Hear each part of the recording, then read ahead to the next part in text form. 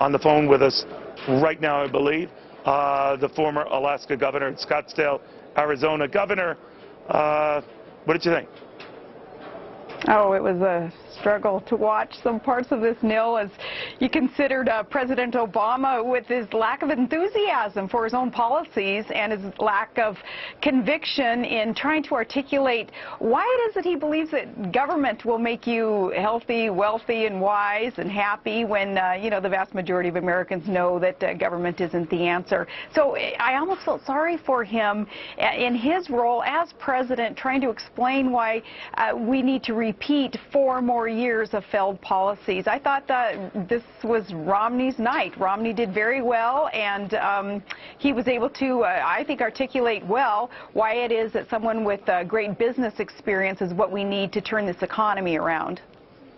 I know last time we chatted, Governor, you had said that it was important for Mitt Romney to bring it to the president, and not only just the intellectual argument, but you didn't say this, I'm just paraphrasing, the passion argument. In other words, to show why a change in leadership was so important, or that he could lose this thing. Do you think that tonight he did that?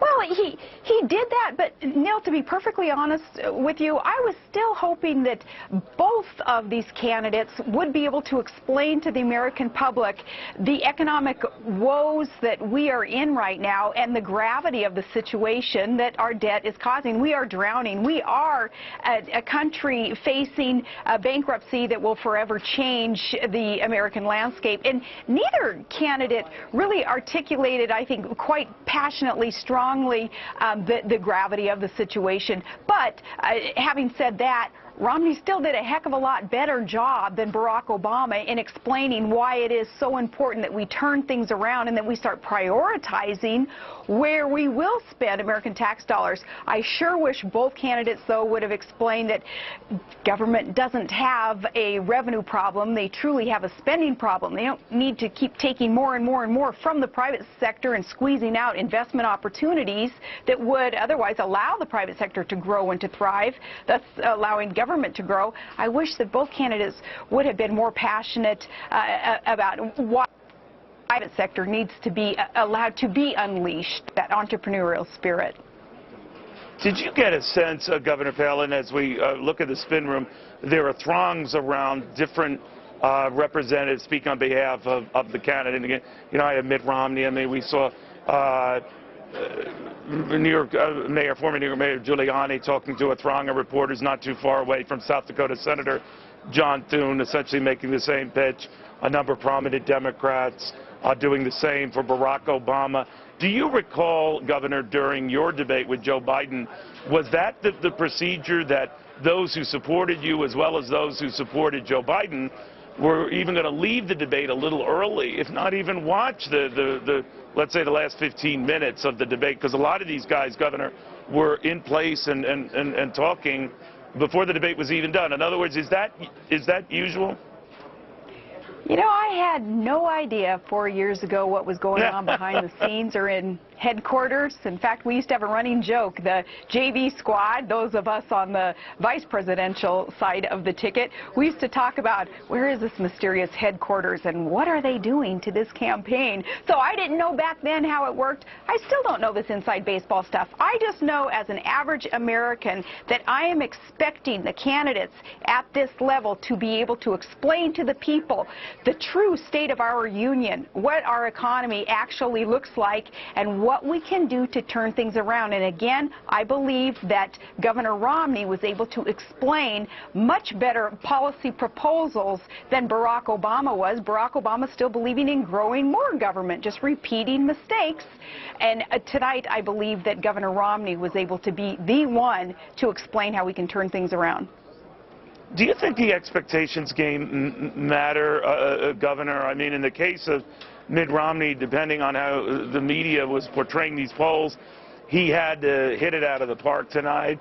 It was desperate for him to get there, so he had to really be in the president's face and deliver the goods. But if the expectations were low for him to begin with, that would be good enough for him, and he would look good. I don't know how they're going to review this debate and see how it did. He seemed to do fine for me. The president seemed to do fine addressing his basic issues. President appeared to be slightly more thin-skinned, a little more peevish, but that could just be my knee-jerk read.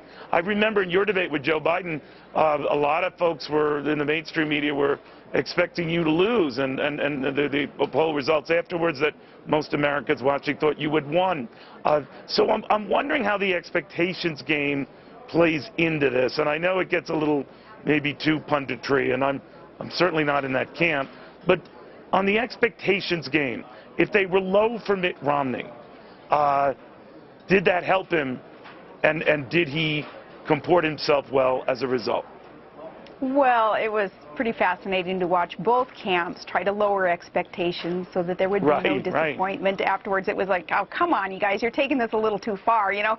Just get on with it. Let's hear what the plan is from both of you, and let's judge from there. But I tell you what the expectations are, at least from me, from henceforth, will be that 90% of the liberal media, the mainstream media, they're going to say, of course, that Barack Obama won the debate. You know, you can expect that. That's commonplace now, that Mitt Romney, that a conservative, will not be given a fair shot overall when the media will generalize what a result was from a debate. So, you know, that's reality. That's a new reality. But it should challenge conservatives even more, make us work even harder, make us be clear in what our policy proposals will be, so that the average American can judge, doing our own homework, we can judge regardless of that filter of the mainstream media, what they try to do to that conservative's message.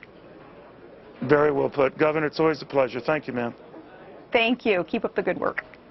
Governor Sarah Palin.